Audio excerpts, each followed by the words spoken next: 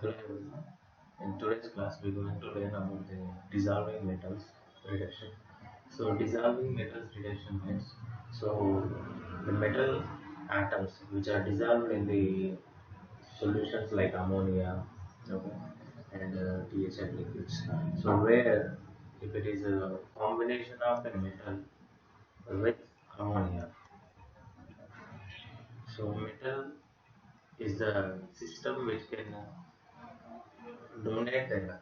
Okay, so these electrons, whatever donated by the metal, will be going to flow in the solvent system of ammonia. So it's going to form a solvent system which is containing electrons. So, so this is a form of metal and electronic system in the solvated uh, electrons system. Okay, this is termed as solvated electron system where the released electrons of the metal will be going to flow in the ammonia. Okay, flow in the ammonia. So because of this nature, it's going to act like a high reducing nature. Because if it is binded with the metal, it is going to be difficult to reach the starting material. If it is dissolved in the solvent, they are easily floating and easily available for the starting material, which can reduce all the starting materials with great efficiency. So this is what the nature of the metal dissolved electron system. Okay. So now we're going to see the applications. So as you know, the metal combination of the sodium in liquid ammonia that is used for the Birch reduction, famous reaction which will convert the triple bond, sorry, which will convert the triple bond into the trans double, okay, trans double. So this is a well-known reaction. So in that we are going to use sodium in liquid ammonia, okay. So that is what the same system we are going to use here, okay. So with different substrates and with the different starting material. If not alkane, if it is alkane, it's going to reduce into that. If not alkane, so that's going to happen. That's what we're going to see now. So the first application is the reduction of conjugated diets. Okay, reduction of conjugated diets.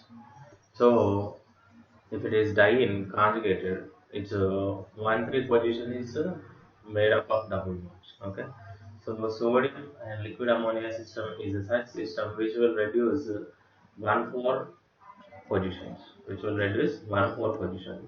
So you're going to get from the conjugated diene system, you're going to get 1,4 dihydro compounds. Okay, from the conjugated system, you're going to get 1,4 dihydro systems. Okay, so this is what. So this is the first position, and this is the fourth position. Okay, so one more method, one more application, reduction of alpha beta unsaturated ketones. Reduction of alpha beta unsaturated ketones. So these are also 1,3 conjugated systems.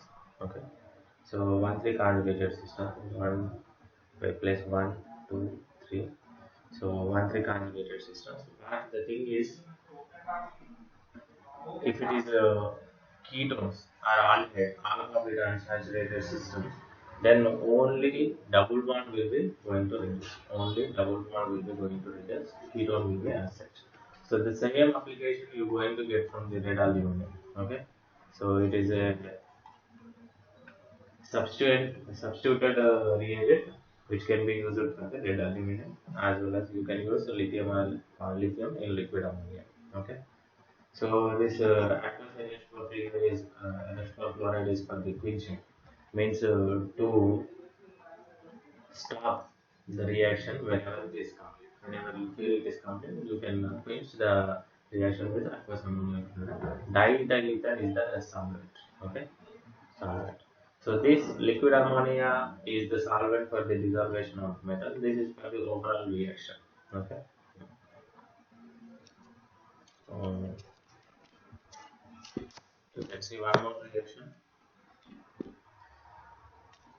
So if you are not going to quench the reaction, if you are not going to quench the reaction with ammonium chloride, it's going to continue the reaction so that whatever the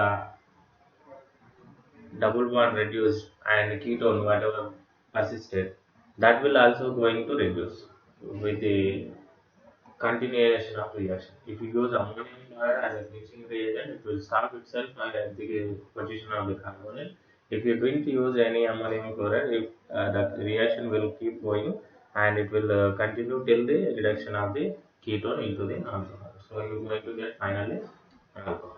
Alpha beta unsaturated carbonyl to the complete alcohol. Alpha beta unsaturation will be reduced and as well as the ketone also reduced. Okay.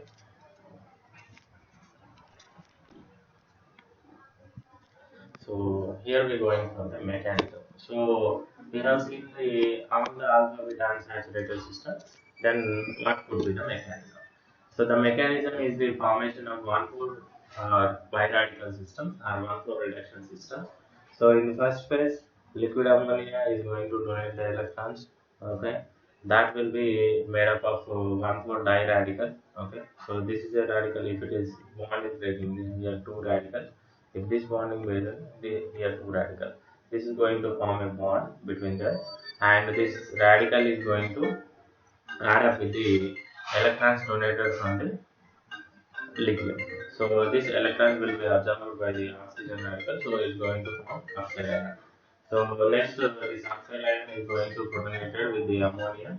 Okay, this ammonia now is going to form enol, and this radical again is going to donated by the electron from the reagent system, and now it gets anion, and again it's going to accept the proton from the liquid ammonia. Okay, now again it's going to form alkane system. Okay, now this OH is going to deprotonate because of the basic nature of the system. Okay, so that will be going to form again oxide ion, which can convert it into ketone, enol to ketone transformation. Okay, so with the quenching, it's going to convert into the enol to ketone.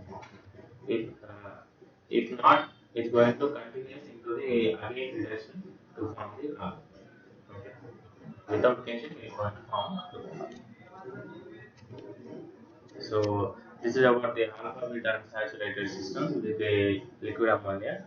We are going to discuss further reaction or further application in the next part with the liquid ammonia systems. So we are going to see the alkyne systems as well as the aromatic system in the next part. Okay. Thank you.